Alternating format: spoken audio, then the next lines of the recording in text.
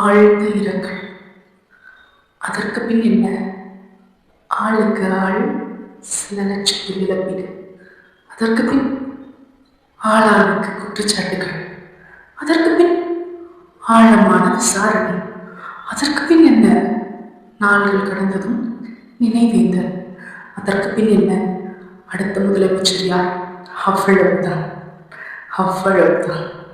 இதற்கிடையில் மூச்சு திணறி, கை கால்கள் உதறி, கண்கள் நிலை குலைத்து, நான் வறண்டு, இதய துடிப்பு உச்சம் தொட்டு, பின் முற்றிலும் இருமடங்கி போன அரசியல் அறியாத பிஞ்சு குழந்தைகளின் மரண மூலம் நாளடைவில் மக்கி போகும்.